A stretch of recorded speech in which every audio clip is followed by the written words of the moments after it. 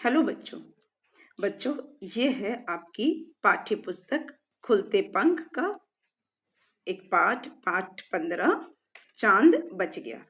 बच्चों, हमने पिछले 2 वीडियो में इस पाठ को समझा था, इसको पढ़ा था और समझा था, और कुछ भाग किया था हमने अभ्यास का।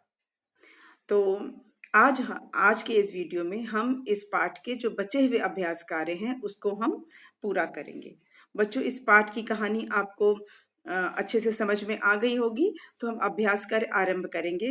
पर उससे पहले हम इस पाठ की एक पुनरावृत्ति कर लेंगे, जैसा कि हम हमेशा करते हैं पाठ के आरंभ में। तो हम छोटी झटपट इसकी एक पुनरावृत्ति कर लेते हैं और फिर हम चलेंगे इसके अभ्यास कार्य पर। तो बच्चों, इस पाठ में हमने जाना था कि एक जंगल था जिसमें कि 4 बंदर रहते थे, जिनके नाम थे मटरू, कटरू, दुमकू और नैकू। चारों बंदर पक्के दोस्त थे। मटरू गोल मटोल था, कटरू के कान बड़े बड़े थे, दुमकू की दुम लंबी थी और नैकू की आंखें मोटी मोटी थी। और एक दिन चांदनी रात के दिन ये चारों दोस्त आंख मिचौनी का खेल खेल रहे थे। चांदनी रात थी, आसमान में पूरा चांद चमक रहा था, गोल चांद चमक रहा था और ये लोग आंख मिचौनी का खेल खेल रहे थे। खेलते खेलते नैकू कुएं की मुंडेर पर चढ़ गया और उसने जब कुएं में झांका तो उसने देखा कि उसे चांद की पानी में चांद हिलता हुआ दिख रहा था और उसे लगा कि चांद कुएं में गिर गया है। तो वह चिल्लाया, उसने अपने दोस्तों को चिल्लाकर बताया कि चांद कुएं में गिर गया है और चांद डूब रहा है। उसके चिल्लाना सुनकर उसके जो दोस्त थे मटरू, कटरू, दुमकू, ये सब दौड़े दौड़े आए। उन तीनों ने भी जब बारी बारी से कुएं में झांका तो उन्होंने देखा कि सचमुच चांद जो है वो कुएं के पानी में डूब रहा है। और फिर ये चारों दोस्त मिलकर सोचने लगे कि चांद को कैसे बचाया जाए, चांद को डूबने से बचाने का उपाय सोचने लगे। और फिर दुमकू को एक उपाय मिला। दुमकू ने कहा कि हम कुएं में जाकर चांद को बाहर निकाल लेंगे। लेकिन जो नैकू था उसका ये प्रश्न था, लेकिन वो कुएं में जाएंगे कैसे, क्योंकि उनके पास कोई साधन नहीं था। तब दुमकू ने नैकू को पकड़ के बताया कि हाथ उसका पकड़ा और बताया कि देखो, कुएं में पानी ज्यादा नीचे नहीं है, ऊपर है। तो हम एक दूसरे की टांग पकड़कर, पैर पकड़कर कुएं में लटकेंगे और चांद को पानी में से बाहर निकाल लेंगे। और फिर यह कहकर दुमकू जो था वह पेड़ की एक डाली थी, जो कुएं के पास एक पेड़ था, उसकी जो डाली थी उसमें अपनी लंबी पूंछ से वह लटक गया, क्योंकि उसकी पूंछ लंबी थी दुमकू की, लटक गया। और उसने फिर मटरू के पैर पकड़ लिए, मटरू ने कटरू के पैर पकड़ लिए और कटरू ने नैकू के पैर पकड़ लिए। इस तरह इन्होंने एक जंजीर बनाई, एक रस्सी जैसा बनाया। और उसके बाद नैकू जो है वो हाथ से उसने चांद को पानी में से निकालने का प्रयास किया, लेकिन चांद बार बार उसके हाथ से फिसल जा रहा था और इस कारण से उसने और ज्यादा कोशिश करनी शुरू की। लेकिन उसके दोस्तों ने कहा कि थोड़ा और जल्दी करो, क्योंकि वो अब थक रहे हैं, उनसे ज्यादा देर लटका नहीं जा रहा है। तब नेकू ने क्या किया, अपने दोनों हाथों में पानी भर भर के ऊपर की तरफ उछालना शुरू कर दिया। और जब उसकी नजर ऊपर आसमान पे पहुंची तो उसने देखा कि कुएं के ठीक ऊपर सीधाई में चांद आसमान में चमक रहा है। और नैकू बहुत खुश हुआ, उसने कहा कि चांद बच गया। और उसने कहा कि देखो, मैंने उछाल कर आकाश में चांद को वापस पहुंचा दिया है। उसके बाद ये चारों दोस्त बारी बारी से 3 दोस्त जो कुएं में की तरफ लटके हुए थे, ये बारी बारी से उछल के बाहर निकल गए। और दुमकू जो पेड़ से लटका हुआ था, उसने भी अपनी जो दुम है वो पेड़ की डाली से खोल ली और वो भी पेड़ से उतर गया। उसके बाद ये चारों दोस्त खुशी से उछलने और नाचने लगे और खुशी मनाने लगे। उन्होंने चांद की तरफ देखा और उन्हें लगा कि चांद कितना सुंदर चमक रहा है और वे इतने प्रसन्न थे कि उन्होंने चांद को बचा लिया। तो बच्चों, ये थी पाठ की कहानी और हमने कुछ अभ्यास कार्य इसका किया था। अभ्यास कार्य में हमने प्रश्नों के उत्तर किए थे जो मौखिक थे, जैसे कि चारों दोस्तों के क्या नाम थे। तो चारों दोस्तों के नाम थे मटरू, कटरू, दुमकू और नैकू। ये कल भी मैं बता चुकी हूँ अपने पिछले वीडियो में, और मैंने आपको बताया था कि पाठ में कहाँ इसका उत्तर लिखा है। फिर उनकी खास बात क्या थी, तो बच्चों मटरू गोल मटोल था, कटरू के कान लंबे थे, दुमकू की दुम लंबी थी और नैकू की आंखें मोटी मोटी थी। नैकू ने कुएं में क्या देखा? नैकू ने कुएं के पानी में चांद को हिलते हुए देखा। नैकू ने कुएं के पानी में चांद को हिलते हुए देखा।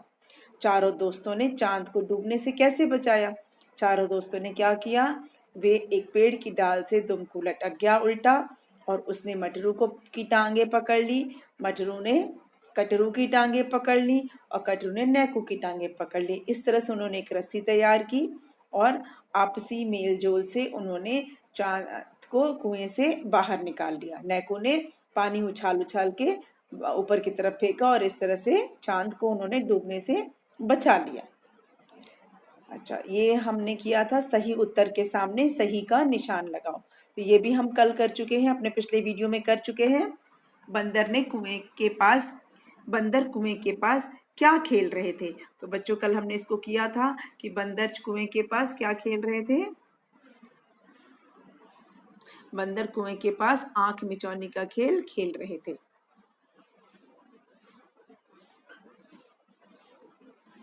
सबसे पहले चांद को कुएं में किसने देखा? सबसे पहले चांद को कुएं में किसने देखा? विकल्प थे हमारे पास, नैकू ने, दुमकू ने या मटरू ने। तो उत्तर है नैकू ने। चांद को बचाने का उपाय किसने सोचा? दुमकू ने, नैकू ने या कटरू ने? तो चांद को बचाने का उपाय दुमकू ने सोचा। ठीक है, ये हमने पिछले वीडियो में किया था, इसलिए मैं सिर्फ इसको दोहरा रही हूँ। और अब हम चलेंगे आगे। ये भी हमने पिछले वीडियो में किया था, इसे हम सिर्फ इसकी पुनरावृत्ति कर रहे हैं। सही शब्द चुनकर वाक्य पूरे करो। जैसा कि आप देख रहे हैं 4 शब्द दिए हैं और इनकी मदद से आपको यह खाली स्थान पूरा करना था। तो पहला था खाली स्थान दुमकू चिल्लाया। तो कैसा क्या था? पहला में होगा ये अचानक, अचानक दुमकू चिल्लाया। चारों खाली स्थान से उछलने कूदने लगे। चारों प्रसन्नता से उछलने कूदने लगे। बच्चों प्रसन्नता का मतलब होता है खुशी। खुशी से उछलने कूदने लगे, तो प्रसन्नता से उछलने कूदने लगे। चांद को बचाने का खाली स्थान मिल गया। चांद को बचाने का क्या मिल गया? चांद को बचाने का उपाय मिल गया। उपाय मतलब तरीका। तीनों ने कुएं से बाहर खाली स्थान लगा दी।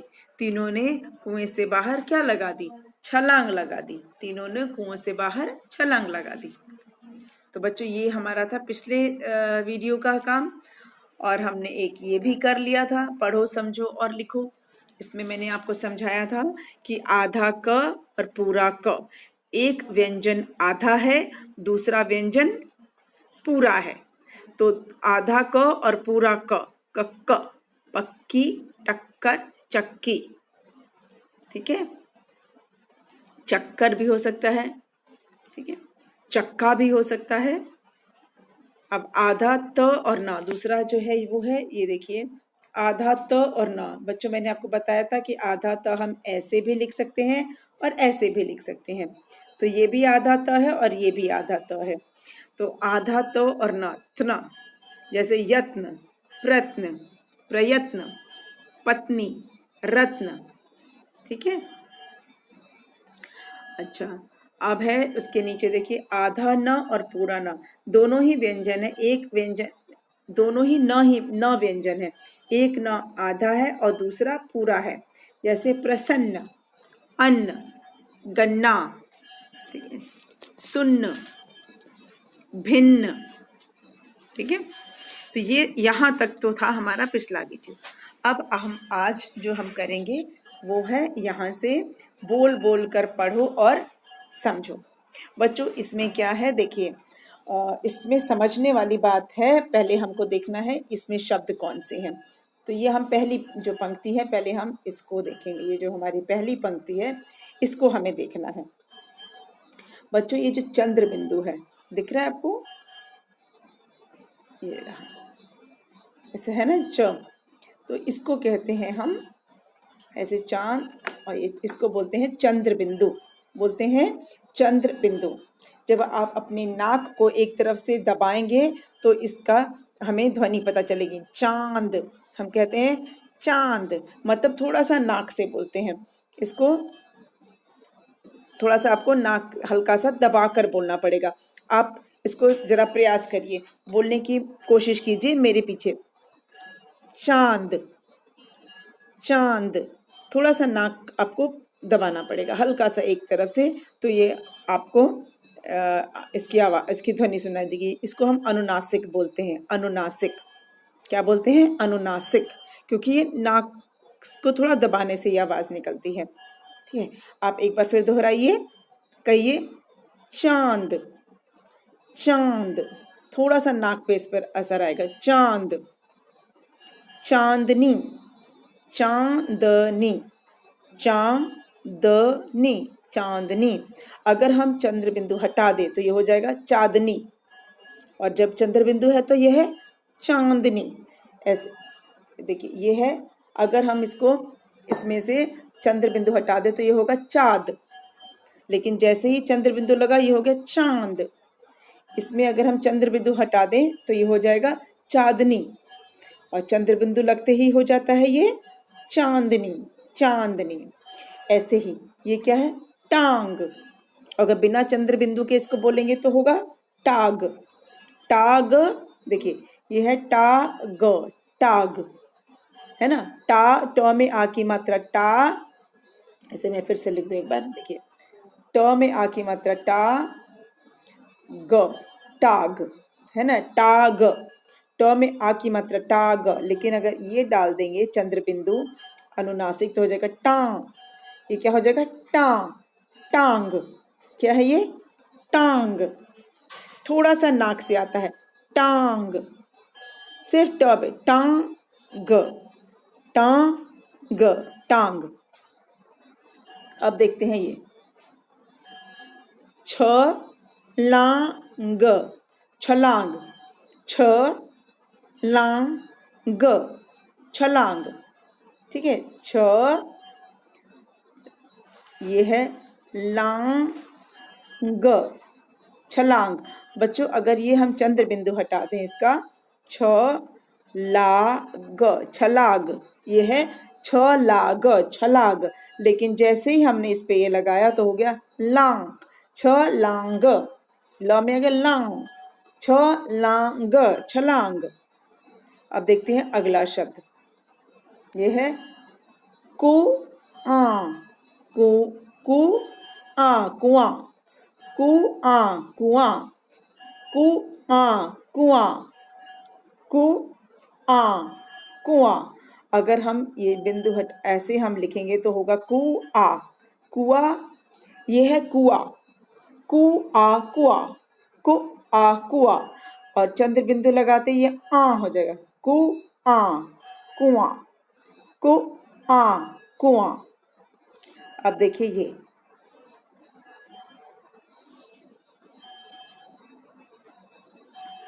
क्या है? ये मुंडेर, मुंडेर, मुडेर, मुडेर। और अगर चंद्र बिंदु लगा दिया तो हो गया मुंडेर, मुंडेर, मुंडेर, मुंडेर, मुंडेर, मुंडेर। फिर है, देखिए, आंख, आंख, आंख। क्या है ये? आंख। और अगर बिना चंद्र बिंदु के है तो आँख। इसको हम पढ़ते हैं आँख, आँख, लेकिन आँख नहीं होता, आँख, आँख, आँख, आँख। ऐसे कई शब्द हैं जो चंद्र बिंदु से होता है, जैसे कि ये है ऊंट। क्या है ये? ऊंट। लेकिन जैसे ही ये चंद्र बिंदु आया तो हो गया ऊंट, ऊंट। ठीक है, और भी ऐसे कई शब्द हैं जिसे हमें देखना होगा। बच्चों, और भी कई ऐसे शब्द होते हैं जिसमें ये अनुनासिक लगते हैं। अभी यहाँ तो आपको ये कुछ शब्द ही दिखे हैं, और आप इन्हें बोलने का अभ्यास करेंगे। लेकिन और भी कई ऐसे शब्द हैं जिन पे ये चंद्र बिंदु लगता है। क्या आप सोच सकते हैं और ऐसे कौन से शब्द हो सकते हैं? अच्छा, मैं आपको कुछ बताती हूँ। जैसे कि है, ये क्या लिखा है, देखिए, आचल, आंचल लिखा है ये, और मैंने इसके ऊपर चंद्र बिंदु डाल दिया तो हो गया ये आंचल, आंचल। ठीक है। अच्छा, और बताऊं, जैसे है सांप। देखिए, ये पहले लिखा हमने साप, साप। साप कुछ होता है? नहीं होता है। लेकिन जैसे ही मैं इसके ऊपर चंद्र बिंदु डालूंगी हो जाएगा सांप, सांप, है ना, सांप, सांप। अच्छा, आपके पैर में क्या चुभता है? क्या चुभ जाता है? हाथ में क्या चुभता है? कांटा, कांटा चुभता है? नहीं, क्या चुभता है? कांटा, कांटा, कांटा चुभता है। ठीक है। फिर हम क्या बोलते हैं? पाव, पाव, पाव खाने वाला? नहीं। पैर को क्या बोलते हैं? और पाव? नहीं, क्या बोलते हैं? पाव, पाव, पाव। मेरे पाँव में कांटा चुभ गया है। ठीक है। अच्छा, और भी कई सारे ऐसे शब्द हैं।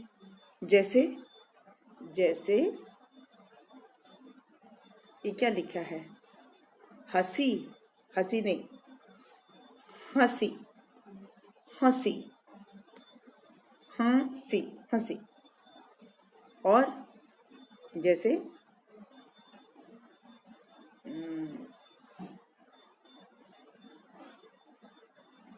ये क्या है? आंगन, आंगन कुछ होता है? नहीं। आंगन, आंगन, आंगन। तो मैंने आपको कुछ एक उदाहरण देती है, कुछ एग्जाम्पल दे दिए हैं, जिससे कि आपको थोड़ा और अच्छे से पता चल जाए कि चंद्र बिंदु से कैसे शब्द का अर्थ बदल जाता है ना।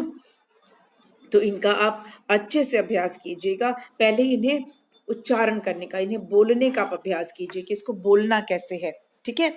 उसके बाद फिर आप इसे लिखना सीखेंगे, और फिर नए नए शब्द ढूंढिए जिसमें कि चंद्र बिंदु लगा होता है। ठीक है। यहाँ आपको सिर्फ 7 शब्द हैं, लेकिन ऐसे कई शब्द हैं जिनमें चंद्र बिंदु का प्रयोग होता है। कुछ एक तो उदाहरण मैंने दिए हैं, कुछ एक आप खुद से खोजिए। ठीक है। अच्छा, अब हम चलते हैं अगली पंक्ति की ओर। अब ये देखिए, ये है अनुस्वार, इसको बोलते हैं अनुस्वार। अब अनुस्वार क्या होता है बच्चों? ये जो ऊपर आपको बिंदी दिख रही है ना, यही अनुस्वार है। अनुस्वार मतलब ये बिंदी, डॉट, ऐसे लिखते हैं ना, ये है अनुस्वार। ठीक है। इसको बोलते हैं अनुस्वार। अब हम एक एक शब्द देखते हैं। ये क्या है? जंगल। ये नाक, ये भी नाक से है, लेकिन थोड़ा सा हम जो चंद्र बिंदु है वो नाक को हल्का दबा के बोलते हैं, और जो अनुस्वार है उसको थोड़ा नाक से बोलते हैं। नाक दबा के नहीं, नाक से बोलते हैं। जैसे कि अब ये लिखा है जगल, जगल, ये जगल है, लेकिन जैसे ही मैं इस पे बिंदु डालूंगी हो जाएगा जंग। कैसे है? जंग, जंगल, जंगल, जंगल, जंगल। ठीक है। अच्छा, अब दूसरा शब्द देखते हैं। ये क्या है?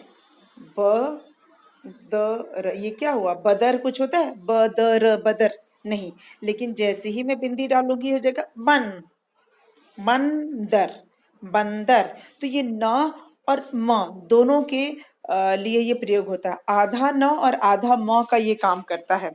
ये जो ऊपर जो अनुस्वार होता है, ये आधा न और आधा म का काम करता है। कैसे? अब देखिए, मैं आपको बता रही हूँ। पहले हम इसको देख लेते हैं। क्या है? सुदर, सुदर, सुदर तो कुछ नहीं होता, सुदर, सुदर। लेकिन जैसे ही बिंदी डाला हो गया सुंदर, मतलब ये न का ध्वनि दे रहा है, इसे न की आवाज निकल रही है। सुदर ने, सुंदर, सुंदर, सुंदर। सुन, न आता है न, सुन, सुंदर, आधा न का इसमें ध्वनि आती है। अच्छा, अब मैंने जैसा आपको बताया था कि आधा न और आधा म का काम करता है। तो जैसे अब इसको देखिए, ल बी, लबी। लबी कुछ होता है? नहीं होता है। पर इस पे बिंदी डाल दिया तो हो गया लम बी। अब यहाँ देखिए म का ध्वनि आ रहा है, लम, म आ रहा है, लंबी, लंबी, है ना। म आ रहा है ना, लंबी, मतलब ये आधा म का ध्वनि देता है, लंबी। ठीक है, अच्छा।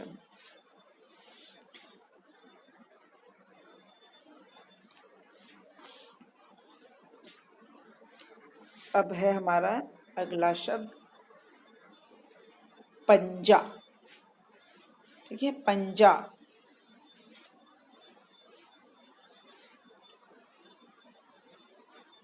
पजा, पजा।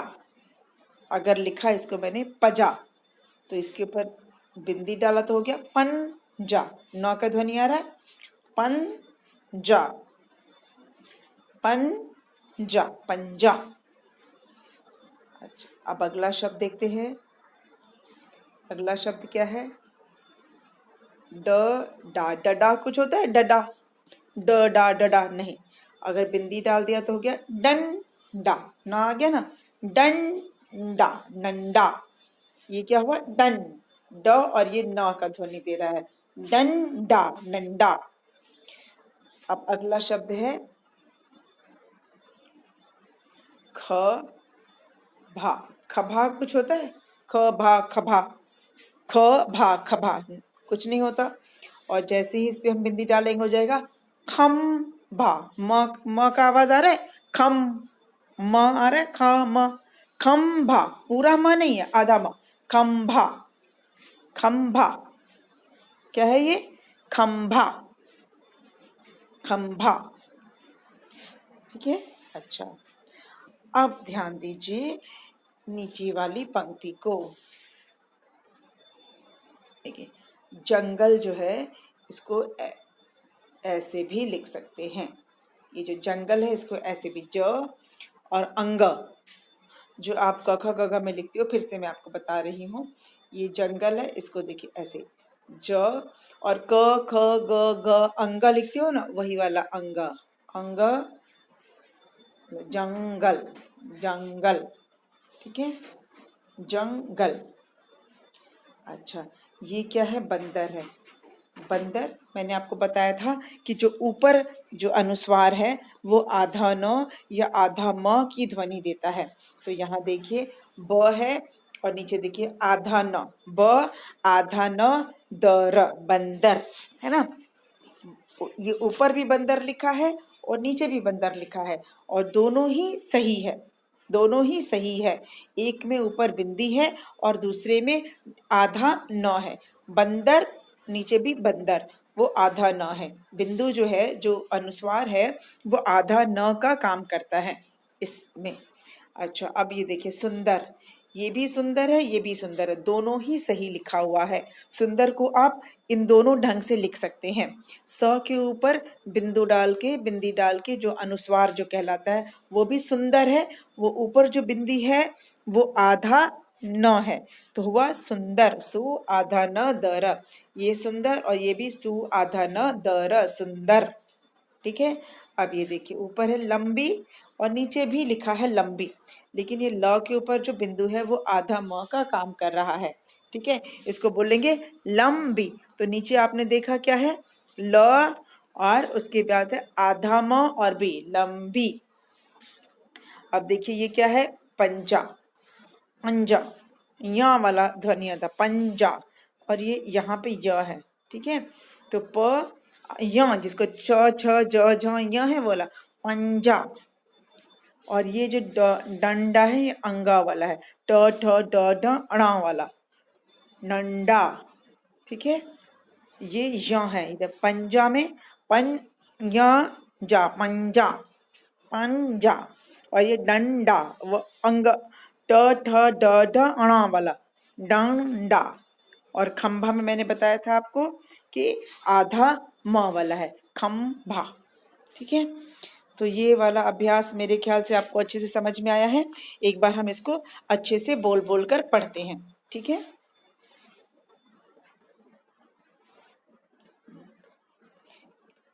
चांद,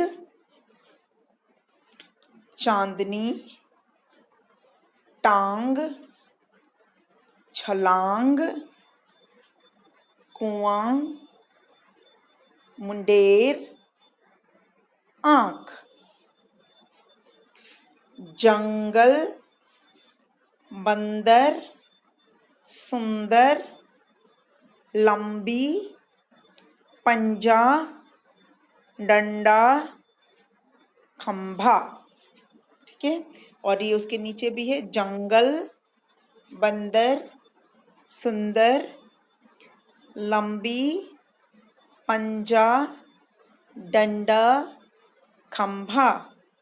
ठीक है, अब हम चलते हैं उसके नीचे वाले अभ्यास में। अब इसमें क्या है, पढ़ो, समझो और लिखो। तो बच्चों इसमें क्या समझना है, देखिए बहुवचन है, शब्दों के बहुवचन है, जो हमने पिछले कई अभ्यासों में इसको किया। यहाँ पे कुछ शब्द थोड़े से अलग हैं, थोड़े से हटके हैं। जैसे ये आँख, एक आँख को हम आँख बोलते हैं, ठीक है, पर एक से ज्यादा आँख होती हैं तो उनको हम कहते हैं आँखें।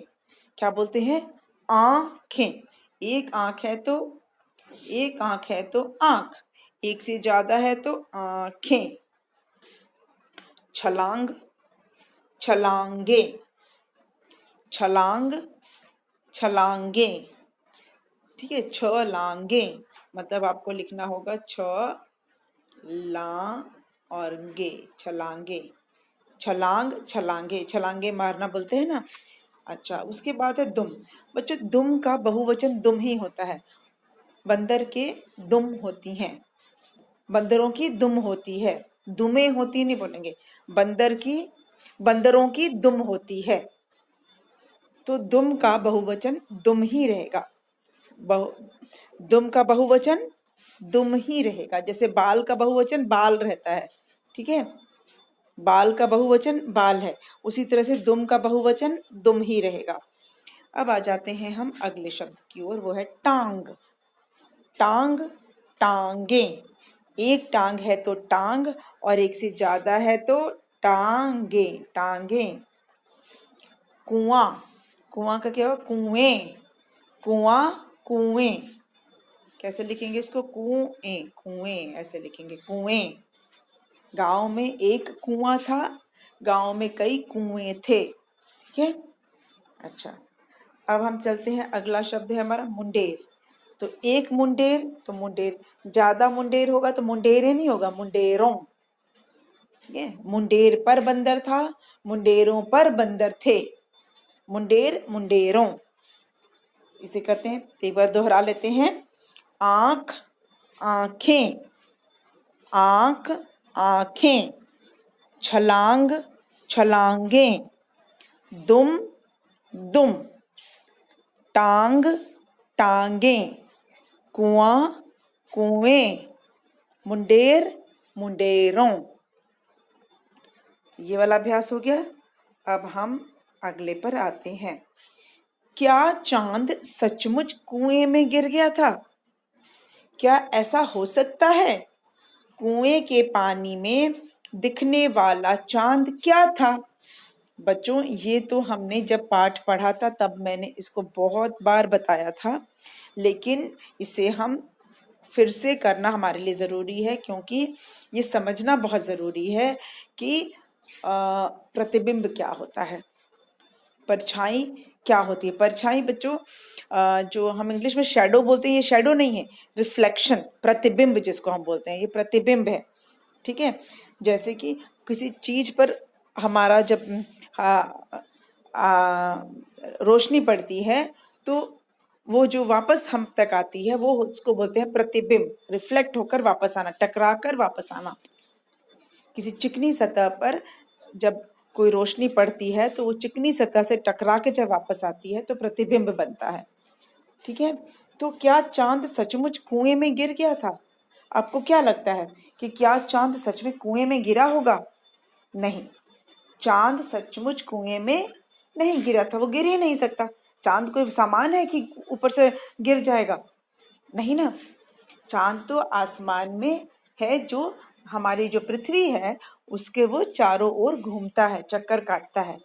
ठीक है, चांद जो है आसमान में हमारी पृथ्वी के चारों ओर घूमता है। जैसे हमारी पृथ्वी सूरज के चक्कर लगाती है, वैसे ही चांद पृथ्वी के चक्कर लगाता है। ठीक है, और यह इस कहानी में जो चांद गिरने की बात कही है, चांद कुएं में नहीं गिरा था। तो इस क्या ऐसा हो सकता है? जी नहीं, ऐसा बिल्कुल नहीं हो सकता। चांद कभी गिर नहीं सकता कुएं में। पहली बात तो कुआं और चांद का जो आकार है, जो उसमें ही समानता नहीं। कुआं छोटा होता है, चांद तो बहुत बड़ा है, कुएं से बहुत बहुत बहुत बड़ा है, कई गुना बड़ा है। वो हमें इतना छोटा क्यों दिखता है? क्योंकि वो पृथ्वी से काफी दूर है, बहुत दूर है। पृथ्वी से बहुत दूर होने की वजह से वो हमें छोटा सा दिखता है आसमान में, अन्यथा वह बहुत बड़ा है, कुएं से तो कई गुना ज्यादा बड़ा है। तो वो कुएं में भला गिरेगा कैसे? है ना। अच्छा, तो कुएं में के पानी में जो दिख रहा था वो क्या था? वो चांद का प्रतिबिंब था। ठीक है, जिसे हम साधारण शब्दों में हम परछाई बोल सकते हैं, लेकिन वह चांद नहीं था। चांद का पानी में जो उसकी प्रतिबिंब जिसको बोलते हैं, ये नया शब्द है आपके लिए, प्रतिबिंब नया शब्द है, लेकिन आप इसे याद रखिए, इसे बोलते हैं प्रतिबिंब, जो हम इंग्लिश में रिफ्लेक्शन बोलते हैं। वो चांद का प्रतिबिंब था। हमारी परछाई जो पानी में दिखेगी उसे हम कहते हैं प्रतिबिंब। तो कुएं में के पानी में जो दिख रहा था वो चांद का प्रतिबिंब था। ठीक है, वो चांद नहीं था, और चांद कभी भी कुएं में नहीं गिर सकता। कुएं में क्या, कहीं नदी तालाब कहीं नहीं गिर सकता चांद। ठीक है, किसी भी पानी में धरती पे नहीं गिर सकता चांद। अच्छा, अब हम पढ़ेंगे ख भाग है, कहानी के बंदरों के बारे में तुम्हारी क्या राय है? तुम्हें बंदर कैसे लगे? तो बच्चों ये तो अपना अपना विचार है कि आ, कोई किसी को लगेगा कि बंदर मूर्ख थे, उन्हें इतना भी नहीं पता कि चांद कुएं में नहीं गिर सकता, चांद कोई गिरने की चीज नहीं है। और किसी किसी को लगेगा कि नहीं, चांद तो बड़े बेचारे, बंदर तो बड़े मासूम थे, भोले थे, उन बेचारों को क्या पता, उनको इतना साइंस कैसे आएगा, उनको इतना कैसे पता होगा कि चांद गिर नहीं सकता। तो वो भोले भाले थे और वो मेहनती थे, उनके में किसी की मदद करने की भावना थी। हमें ये देखना है कि उन बंदरों में देखो मदद की कितनी भावना थी, उनमें कितनी एकता थी। एक चांद को बचाने के लिए चारों ने अपनी जान तक खतरे में डाल दी, है ना। कुएं में लटक गए, चारों दोस्त कुएं के में लटक गए। अगर एक का भी हाथ छूट जाता तो कुछ बंदर तो कुएं में गिर जाते। मान लीजिए अगर दुमकू का हाथ छूट जाता तो मटरू, कटरू और नैकू तीनों के तीनों कुएं में गिर जाते और तीनों मर जाते, है ना। और अगर कटरू का हाथ छूट जाता, मटरू का हाथ छूट जाता तो कटरू और नैकू दोनों कुएं में गिर जाते और दोनों मर जाते। और अगर कटरू का हाथ छूट जाता तो नैकू कुएं में गिर जाता और वो मर जाता, है ना। जो जो रस्सी जैसे बनी थी इन लोगों की, अगर उनमें से, उस रस्सी में से जो एक दूसरे के पैर पकड़ के, एक दूसरे की टांगे पकड़ के जो उन्होंने एक रस्सी जैसा बनाया था, उसमें अगर किसी बंदर का हाथ छूट जाता तो दूसरे बंदर की जान जा सकती थी, वो कुएं में गिर के मर सकता था, है ना। तो उन्होंने अपनी जान को, अपनी जिंदगी की परवाह नहीं की और उन्होंने चांद को बचाने का प्रयास किया, है ना। अपनी जान खतरे में डाल दी। तो उनमें कितनी मदद की भावना थी, उनमें कितनी परोपकार की भावना थी, है ना। तो और उनमें कितनी एकता थी, उन्होंने मिलके कोई काम करना चाहा, है ना। एक दूसरे का सपोर्ट किया, मदद किया। अगर उसमें से एक भी बंदर मना कर देता कि मैं नहीं करूंगा, तो काम हो पाता? कोई भी काम, है ना। अगर सचमुच कोई चीज गिरी होती कुएं में, मान लीजिए कि चांद नहीं गिरा, कुछ और चीज गिरा होता और इन्होंने निकालने का प्रयास किया होता और एक भी बंदर मना कर देता कि मैं नहीं करूंगा मदद, तो क्या ये काम संभव हो पाता? नहीं हो सकता, हो कि हो भी जाता, लेकिन थोड़ी सी और ज्यादा कठिनाई होती है ना। तो ये आपसी मेलजोल भी उनमें था कितना, वो सचमुच पक्के दोस्त थे, है ना।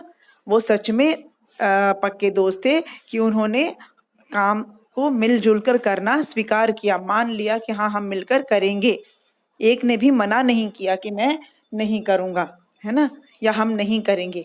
तो इससे हम उनका आपसी मेल जोल दिखता है, उनकी मेहनत दिखती है, उनकी परोपकार की भावना दिखती है, वो भलाई की भावना दिखती है कि वो किसी का भला करना चाहते थे। सिर्फ बात ये चांद गिरने की नहीं है, कोई भी चीज अगर कुएं में गिरी होती जिसकी उन्हें जान बचानी होती तो ये बंदर पूरी कोशिश करते, है ना। अपनी जान की परवाह किए बिना ये पूरी कोशिश करते उसको बचाने की। तो हमें इन्हें मूर्ख नहीं समझना है, हमें इन्हें भोला समझना, मेहनती समझना है और इन्हें पर इन ऐसा समझना है कि इनमें कितनी मदद करने की भावना थी, है ना। चांद तो एक बहाना है कि गिर गया, लेकिन हमें ये उसके पीछे की भावना को देखना है कि मिलजुल कर अगर कोई काम किया जाए तो वह कैसे सफल होता है।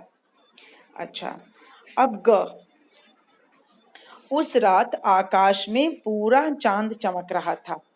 मालूम करके बताओ कि वह कौन सा दिन होता है जब चांद पूरा दिखाई देता है। कौन से दिन चांद बिल्कुल नहीं दिखता। तो बच्चों, मैंने अपने पिछले 3 वीडियो में आपको इसके बारे में इस प्रश्न का उत्तर आपको दिया है ना, कि उस रात चांद आकाश में पूरा चमक रहा था। तो ऐसा जो दिन होता है जिस दिन चांद पूरा दिखाई देता है उसे हम क्या कहते हैं? क्या कहते हैं आपको तो पता होगा ही। उसे पूर्णिमा बोलते हैं, पूर्णमासी बोलते हैं, पूनम का चांद बोलते हैं।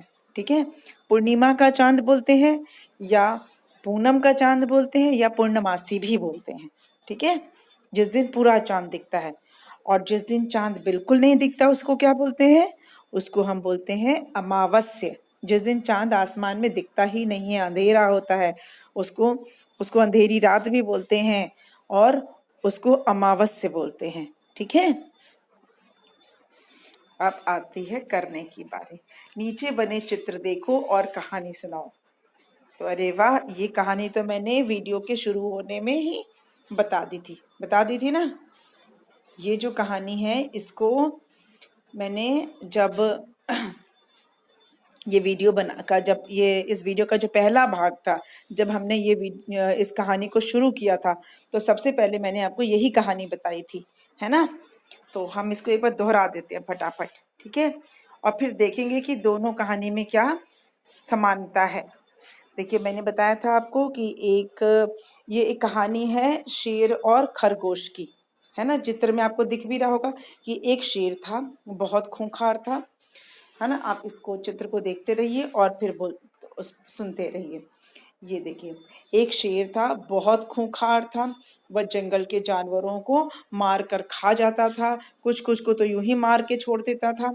ठीक है, और जंगल के जानवर बहुत परेशान थे, उससे बहुत दुखी थे, डर डर के अपना जिंदगी बिता रहे थे, क्योंकि कुछ लोगों की जान तो बेवजह चली जाती थी। शेर को जितनी भूख होती थी उतना खा लेता था और बाकी को वो यूं ही छोड़ देता था। तो जंगल के जानवर परेशान होकर उस जंगल के राजा शेर के पास पहुंचे। शेर जंगल का राजा होता है ना। तो उसके पास पहुंचे और उससे उन्होंने विनती की, रिक्वेस्ट की कि देखिए, आप ऐसे हम जानवरों को मत मारिए, आपको भूख लगेगी तो हम एक जानवर आपके पास भेज दिया करेंगे, प्रतिदिन डेली रोज हम आपके पास एक जानवर भेज देंगे, आप उसे खा लीजिएगा। तो शेर ने सोचा कि चलो, ये तो बहुत अच्छा है, मुझे बिना मेहनत के ही खाना मिल जाएगा, मुझे तो एक एक जानवर चाहिए खाने के लिए। तो उसने कह दिया कि ठीक है, तुम लोग मुझे रोज एक जानवर भेजना, और अगर किसी दिन तुमने नहीं भेजा तो फिर देख लेना, तब तो मैं सबको मार डालूंगा। तो रोज जंगल के जानवर थे, एक एक जानवर को शेर के पास भेजते थे, शेर उन्हें मार के खा जाता था। तो एक दिन एक खरगोश की बारी आई। वो बेचारा सोचते हुए जा रहा था, उसको तो मरना था कि अब तो शेर उसको खा जाएगा। तो सोचते सोचते जा रहा था, तो धीरे धीरे जा रहा था, तो उसने रास्ते में एक कुआं देखा। देखिए, आपको दिख रहा है, ये उसने कुआं देखा। तो उसे कुएं के पास रुका और जब उसने कुएं में झांका तो उसे अपनी परछाई दिखी, उसे अपना प्रतिबिंब दिख रहा है ना यहाँ पे, उसे अपना प्रतिबिंब दिखा। तो उसके मन में एक आइडिया आया, उसके मन में एक उपाय आया।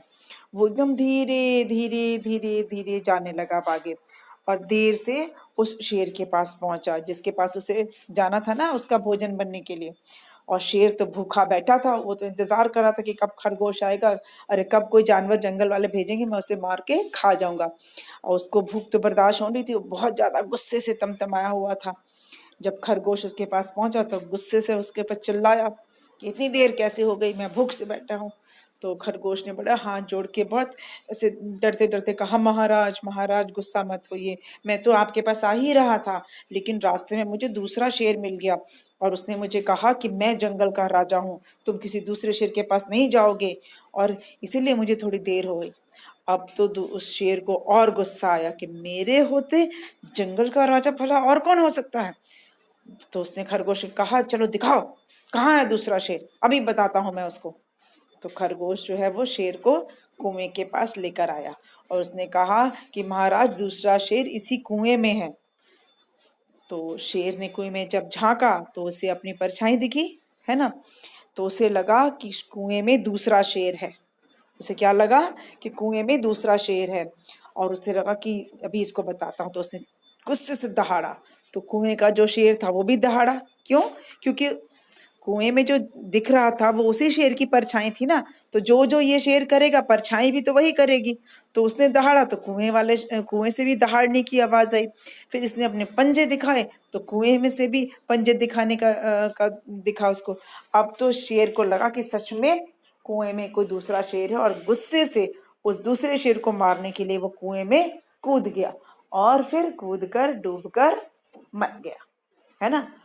मूर्ख था ना शेर, उसे पता ही नहीं था कि कुएं में वो जो देख रहा है वो दूसरा शेर नहीं है बल्कि उसका प्रतिबिंब है ना।